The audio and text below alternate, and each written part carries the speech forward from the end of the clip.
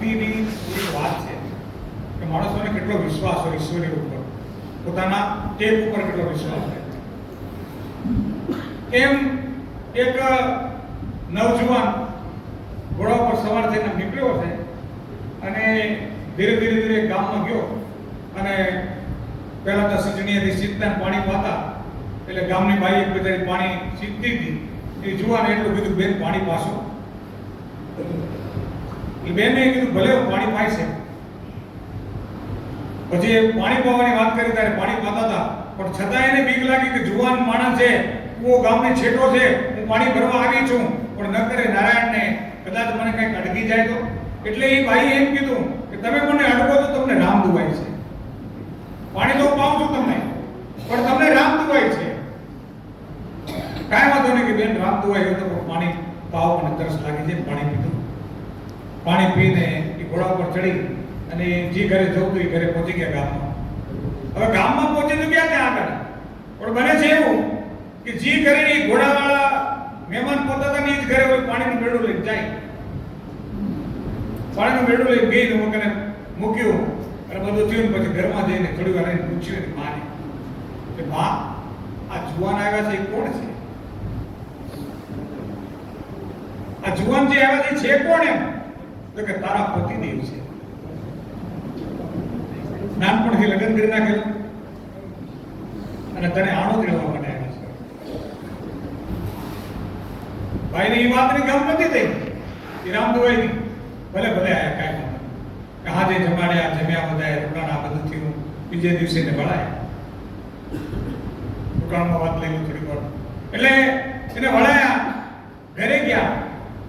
ઘરે જઈને એમ કહેવાય કે એની ઢોલીએ ગયા અને ત્યારે એ ભાઈ હતા ને એક બાજુ જુદા બેઠા હતા અને ત્યારે પત્ની એમ કીધું, કાં હરમાની વર્તન રાખો છો?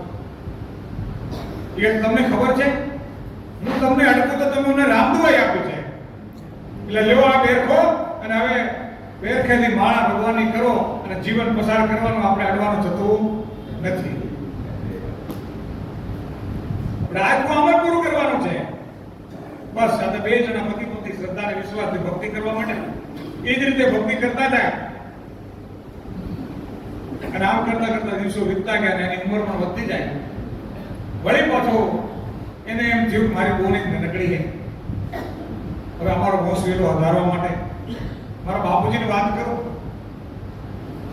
કે મારી નનકડી બોને જો આની જોડે હથેવાળો કરે તો બે ગુણ ભેગી રહેશું તો અમારો પરિવાર આગળ હાલે.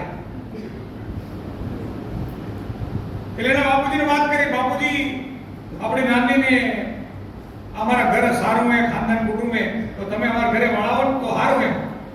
તો દીકરીને એમ થયું કે આ મારા બાપુજીને વાત કરું જો એ વળાવતા હોય તો. બાપે એમ કીધું ભલે એમ કરી. વળી એની જોડે ફરી નનકડી દીકરીને લગ્ન કરાય. લગ્ન કરાવ્યા, લગ્ન કર્યા, તાર ભેરા ભરાઈ ગયા, બધું થઈ ગયું.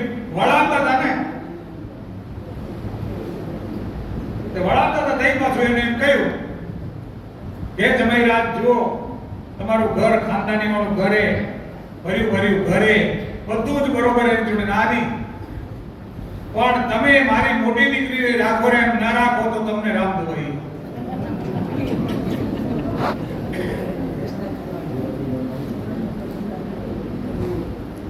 મારી મોટી દીકરીને રાખો તો એમ તમે રાખજો, નહીતર તમને રામ દુવાઈ છે. હવે વિચાર કરો, વળી પાછું બંધન આવી, દીકરીને વળાવી, બે ગુરુ ઘરે ગયું, નનકડીને ખબર નથી. ત્યાં ગયા પછી ત્યાં ગયા અને વળી પાછા પોતાના શહેરઘાટમાં ગયા. એટલે વળી એમ કીધું કે કાં તમે હરમાની રાખો છો? એ કે લેવો આ બેરખો, આ બેરખાથી જીવન ગુજારવાનું હોય, આમ કરીને આયખો પૂરો કરવાનો હોય. એમ કરીને આયખો પૂરો કરવા માટે એ બે કોનું એ જ રીતે રેરીને આખી વાત કરી, મોટી કોને દીકરીને નનકડીને કે ભાઈ બેન બે કોનું આપણે આમ જ જીવવાનું. છતાં મોટી કોને કીધું તો એમ નનકડી કોને એ જ રીતે બે હાલ્યું અને ત્રણે જણા એ રીતે ચલાવતા હતા પરિવાર. યોગાના યોગ બને છે. એક દિવસે સંત આવ્યા. એક સંતે એમ કીધું ભિક્ષામ દેહી. પેલા લોકો ભિક્ષા લઈ આપ્યું ના, મને ભોજન જમવું છે તમારા ઘરે. વાંધો નહીં, બેસો બાપજી, ભોજન બનાવી દે. ભોજન બનાવી બે કોને ભેગી થઈને ભોજન બનાવીને 32 ભગવાન મેલી બાપજીને કીધું બાપજી બેહો ભોજન ઉપર. ત્યારે બાપજી એટલી જ વાત કરી કે હું જમું ખરો, તમે ભેગા મળી મને કોળીઓ જમાડો. તમે મને ભેગા થઈને કોળીઓ જમાડો તો હું જમું, નકર તમારું અન્ન મને ન જોઈએ. હવે રામદુવાઈ લાગેલી હતી, કેમ ભેગું બેહવું, ભેગું થવું, કેમ એકબીજાને અડકવું. અડકવાની રામદુવાઈ હતી, કોઈને અડકવું નહીં. એટલે આ રામદુવાઈના કારણે વિચાર કરે કે બાપજી અમે કેમ કરીએ, ભલે એમ કરશું. બાપજી બહાર બેઠા છે, 32 ભોજન પડ્યા છે. પેલા લોકો અંદર ગયા, 3 જણ વિચાર કરે હવે શું કરવું. આજ ભગવાન આપણો બારકો લેવા માટે આવ્યા છે, એટલે આજે આપણે મને પાછું પડાય નહીં. એટલે એને પેલા માલોડા આવે ઘરમાં, ત્રણેય પોતપોતાના દોરડા બાંધી માલોડામાં અને માસો ખાઈ અને 3 જણા પોતાનું જીવન ટૂંકાવી દીધું. એટલામાં બારે બાપજીને વિચાર કેટલી વાર થઈ ચૂકો આયા નહીં. જ્યાં દરવાજો ખોલીને અંદર જાય ત્યાં 3 એમ કહેવાય કે આમ લટકતા હતા. એ લટકતા હતા ત્યાં આ વ્યક્તિ જોયું ભગવાને કે સારું આ દશા કરીને કે ટેક માટે કરીને આ ઘર જુવાનીમાં આપણી ટેક પાડવી, એમાં 3 દોરડા ભગવાને કાપી નાખ્યા. ભગવાન ખુદ આવ્યા હતા, કાપી નાખ્યા. એ 3 જણા એકબીજા ઉપર પડ્યા, જીવિત થઈ ગયા. એટલે હરાનો થઈ ગયો, આપણે 3 ભેગા થઈ ગયા. ત્યારે ભગવાને એમ કીધું કે ભલે હવે થઈ ગયા તમે, હવે તમારે 3 ભેગું જ રહેવાનું હોય.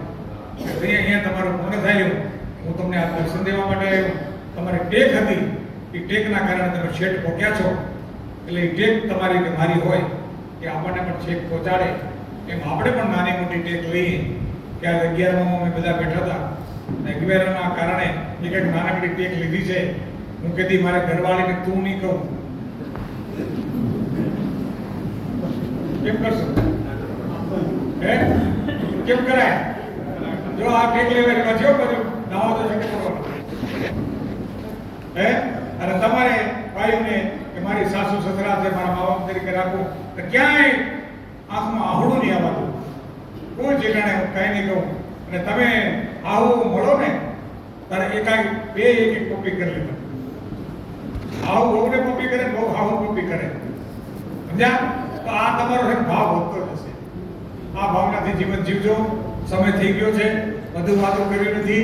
ફરી ક્યારેક મળીશું. આપણે આનંદ કરવો છે. મને અહીંયા બોલાવ્યો, મને આટલો આગ્રહ આપ્યો. આપ સૌનો આ હોલની કમિટી, એના પ્રમુખ સાહેબ ભાઈશ્રી, ખાસ કરીને ભાઈશ્રી વસંતભાઈને બધાનો આભાર. મને ફોન કરીને પણ કીધું બાબા પધારજો. અને